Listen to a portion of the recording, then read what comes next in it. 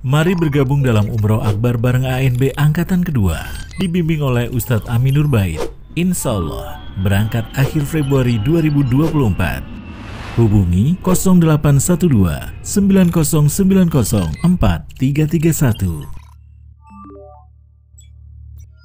Alhamdulillah wassalatu wassalamu ala rasulillah wa ala alihi wa sahbihi wa mawalah. Al-Quran mengajarkan bahwa setiap apa yang kita ucapkan akan dicatat dan dipertanggungjawabkan di akhirat. Allah Subhanahu wa taala menyebutkan bahwa Dia punya malaikat yang bertugas untuk mencatat itu. Allah berfirman, "Ma yalfidhu min qaulin illa ladaihi raqibun atid." Tidak ada satupun kalimat yang terucap dari seorang manusia illa ladaihi raqibun atid, kecuali di dekatnya ada raqibun atid.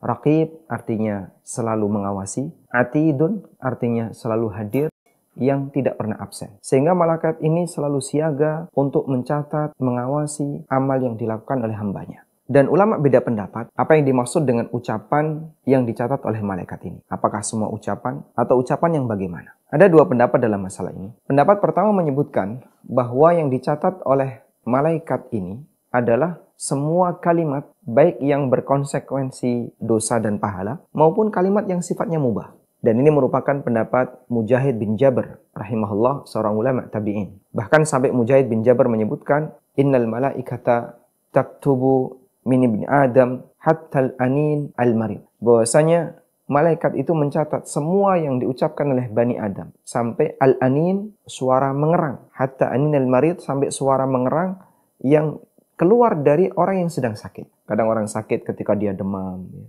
ketika dia sedang menggigil, kedinginan, dia demam. Kemudian kadang dia mengeluarkan suara.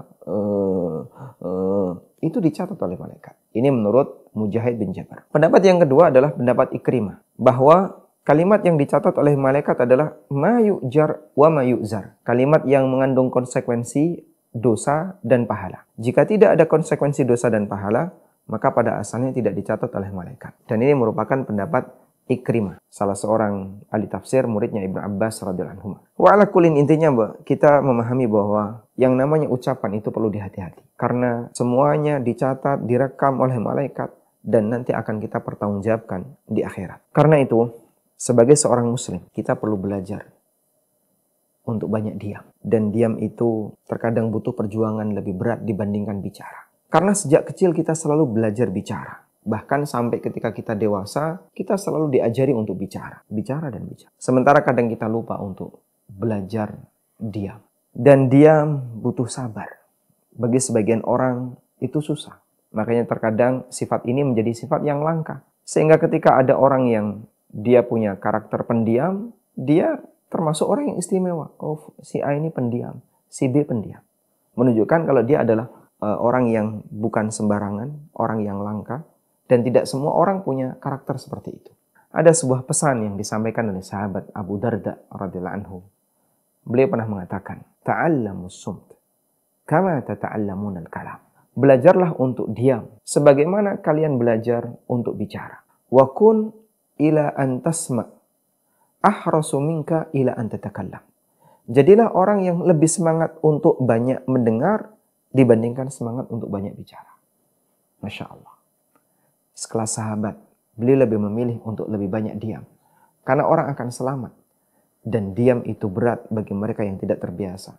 Karena itu kita butuh latihan untuk diam, belajar untuk diam. Sebagaimana kita belajar bicara. Wassallallahu ala nabiyyina Muhammadin wa ala alihi wa sahbihi wa sallam.